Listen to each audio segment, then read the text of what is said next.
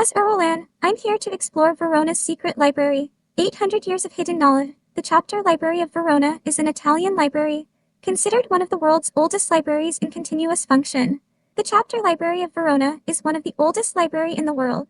Of the many metropolitan churches which formed collections of books for the use of the clergy in the 200 years after Constantine's adoption of Christianity in 312, only Verona has a continuous history to the present. In the 5th century, it was one of the few important cities of the Western Empire, the favorite residence of the Ostrogoth king Theodoric the Great, with a basilica whose grandeur can be reconstructed in imagination from the large surviving areas of mosaic pavement, and the fragments discovered in 1945, in the form of the Cairo XB monogram of the many bronze lamps that lit the interior. Almost certainly the cathedral already possessed a library and scriptorium, in which one or more of the 5th century codices it still owns were written. Besides 2 treatises by Saint Hilary of Poitiers, they include the sermons of Maximinus, the Arian bishop of Ravenna, with marginal notes in a Gothic script, evidently copied in a center ruled by the Arian king of the Ostrogoths. The scriptorium's earliest dated product is a little later. The life of Saint Martin of Tours by his disciple Sulpicius Severus, transcribed in 517, during the consulship of Agapitus by Ursus, Lector, the second of the orders of priesthood, of the Church of Verona.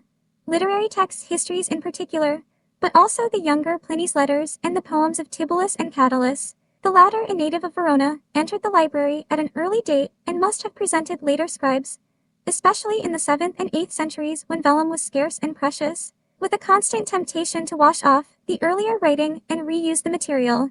But palimpsests, commonplace in the Bobbio scriptorium, were unusual, though not unknown, at Verona. A 1st century legal textbook, the Institutes of Gaius and the elder Pliny's Natural History, were both erased to make room for later works, the letters and commentary on Ecclesiasticus of St. Jerome. In the 8th century, probably under Bishop Egino, a German from the Abbey of Reichenau, new copies in pre-Caroline minuscule were made of some uncial manuscripts. Claudian's poems and the anonymous collections of maxims known as the Distichs of Cato, still in the Capitolare, and Livy's Ob Urbe Candida, now lost. A collection of sermons now in the Berlin State Library was illustrated with miniatures, the earliest surviving example of book illustration from Verona, and a few volumes were acquired from abroad. St. Gregory the Great's exposition of the Book of Job, Moralia in Job, had been copied in the Burgundian monastery of Luxeuil, and a Mozarabic breviary found its way from Spain, via Sardinia and Pisa, to Verona, where a scribe added a riddle in local dialect. He divided the oxen, plowed the white fields, held a white plow and sowed black seed, an allegory for writing evidently invented in the scriptorium. In the early years of the 9th century, a time of relative peace and prosperity under Charlemagne's son, Pepin of Italy, the scriptorium was directed by one of those exceptionally able and energetic men, whose careers have often been decisive in the transmission of a text or the history of a library, the Archdeacon Pacificus. He was born in 776, probably of a noble landowning family of Verona, and was educated at the Abbey of Reichenau. He was appointed archdeacon in 801. He evidently felt a deep loyalty to the Schola Sacerdotum, the corporation of cathedral clergy of which he was ex officio joint head, and obtained from the bishop a grant of property to pay their salaries, as well as exemption from episcopal jurisdiction for the canons. When he died in 844, the residue of his substantial estate, after providing for a charitable inn and oratory, and for annual gifts to the poor, was left to the Schola. 2 years later the canons erected a memorial tablet in the cathedral. This recorded that Pacificus had been outstanding in wisdom and of conspicuous appearance. No such man has been known in our time, or we believe ever, and listed his skills and achievements. Founder or restorer of 7 churches, expert worker in gold, silver and other metals, marble and all kinds of wood, author of a commentary on the Old and New Testaments, and of many other writings, among them a manual on the Computus and a topographical glossary of Verona. Inventor of a night clock and of a poem attached to it, the latter has been tentatively identified. In 2 manuscripts it is illustrated by a drawing of an instrument shaped like a telescope, no doubt designed to tell the time from the position of the stars. Bis centinos Turxinos codicesque fesseret, he made 218 manuscripts. The epitaph's claim, formerly regarded as poetic exaggeration, is now accepted as an exact statement of the scriptorium's output under Pacificus. He has been recognized as the scribe of almost a third of the 27 9th century manuscripts remaining in Verona. Many of the others contain his corrections and notes. They are written in the beautiful minuscule perfected by the Carolingian Renaissance. Pacificus seems to have taken a leading part in its propagation in Italy. He may have been trained at Reichenau and was certainly in touch with northern scholars, Archbishop Hincmar of Reims, to whom he sent the sermons of Verona's 4th century bishop, Saint Zeno, and Rabanus Maurus, abbot of Fulda, whose commentary on Judith and Esther was copied at Verona. Other aspects of his intellectual interests are revealed in an inquiry by a canon of the cathedral, forwarded by Pacificus to a German monk in a Brescian monastery, whether at the day of judgment Adam would be among the saved, and in a rather forced comparison of his own composition between the 7 grades of the priesthood and episodes in the life of Jesus, e.g., was a lector when he opened the book of the prophet Isaiah.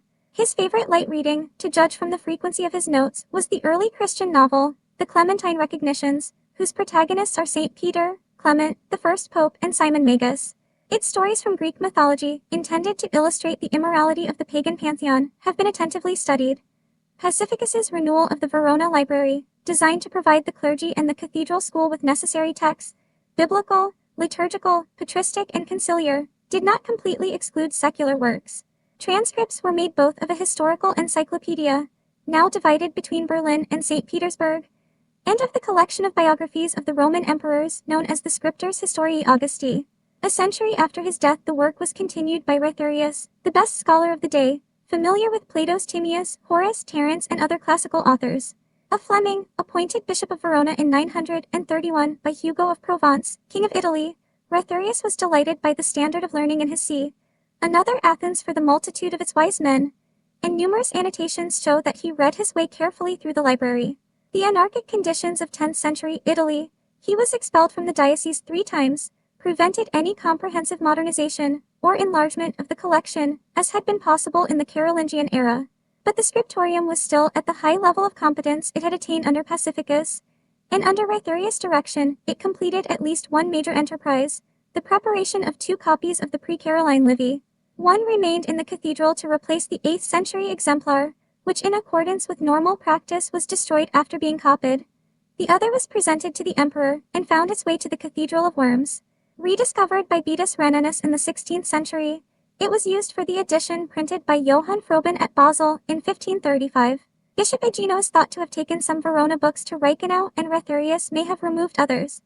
For the next 300 years, though the collection continued to be replenished with new works, the early manuscripts were forgotten, until in the late 13th and early 14th century, a school of rhetoric arose in Padua whose exponents started to explore the ancient libraries of the region. Their earliest discoveries were Seneca's tragedies in the Abbey of Pomposa and Retherius' Livy at Verona. The unique manuscript of Catullus to have survived from antiquity, the source of all modern knowledge of his poems, was the next to attract attention. It was known to Benvenuto Campisani of Vicenza, and probably copied by him before 1323. In 1317, the French Dominican Bernard Gouy, on a mission from the Pope to the ruler of Verona, Cangren I della Scala, came upon the library's rich collection of early councils. 11 years later, a friend of Petrarch's father, Sir Simon de Rezzo, took up residence in the city as canon of the cathedral, and almost immediately occupied himself in transcribing the Livy. Petrarch was shown the transcript and entered its variant readings in his own copy, which in turn was used a century later by Lorenzo Valla for his influential work on the text, Emendations in T. Livium. In 1339-41 Dante's son Pietro used the library to write his commentary on the Divine Comedy. Petrarch himself first visited Verona in 1345, a fugitive from an outbreak of local warfare in Lombardy, and was overjoyed to find in the cathedral, in copy, Cicero's letters to Atticus, Brutus, and Quintus, on which he modeled his own style in correspondence. In later years, through his friendship with Guglielmo di Pastrengo, Chancellor to Cansignorio della Scala, he was able to add to his personal library other works derived from the Capitolare. Varro's Advice to Farmers, the De Re Rustica, the author's only work to survive complete, the eclogues of 2 minor poets, Calpurnius and Nemesianus, and the Scriptores Historiae Augusti, of which he first obtained a copy in 1356 and later the 9th century original. These early humanists, who seem to have been allowed free access to the library, recovered its ancient texts just in time. As with the crumbling of the Scaliger dynasty's authority, after 1375 the collection was extensively plundered. The Catullus, Varro, and Cicero disappeared. The Livy was appropriated by Antonio de Legnago, one of the 4 regents for Cansignorio's infant sons. Another regent, Giacomo de San Sebastiano, laid hands on an 11th century Orosius and an Augustine presented to the cathedral by Pacificus and bearing the archdeacon's solemn malediction on book thieves. Other volumes passed into the possession of the victorious Visconti rulers of Milan, and were eventually removed to Blois by King Louis XII of France with the rest of the Milanese ducal library from the castle of Pavia. The copy of Pliny's Epistolae was last seen by Guarino de Verona in 1419. Probably over 4/5 of the manuscripts present in Raithurius Day were lost before or soon after 1400. The chief event in the Capitolar's modern history was the construction of the first library building in 1728, as a consequence of renewed interest in the collection caused by an unlikely sequence of events. In 1630, the librarian, Canon Agostino Razzani, hid the most ancient manuscripts to protect them from foreign troops gathering to attack Mantua.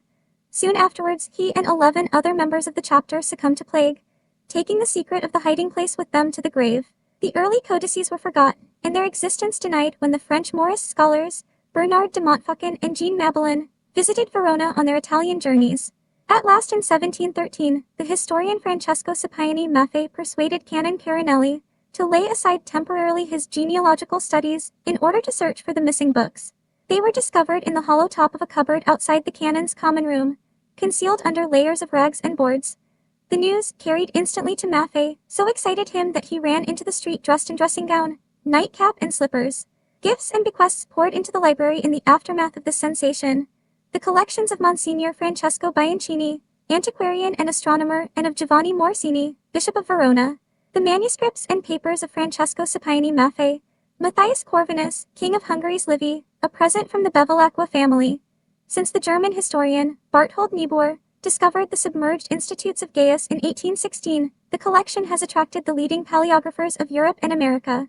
One of those to visit Verona was Leopold Victor Delisle, the great director of the Bibliothèque Nationale de France.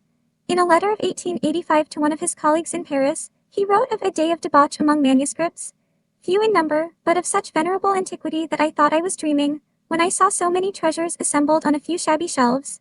War has dealt Verona 2 hard blows. On 16 May 1797, the luckless day, in the words of a former librarian, the French commissioners, in pursuance of the national policy of removing Italian works of art to Paris, appropriated 30 manuscripts and 14 incunables, not all of which were recovered after Waterloo. On 4 January 1945, a Liberator bomber out of formation and off course released its bombs on Verona. The library suffered a direct hit and was totally destroyed. The manuscripts, incunabula, and archives had been removed to safety, but many later printed books were lost. No time was lost in clearing the debris and starting to rebuild. A new library was inaugurated on 28 September 1948. Nestled beneath the bustling streets of Verona lies a remarkable repository of centuries-old secrets.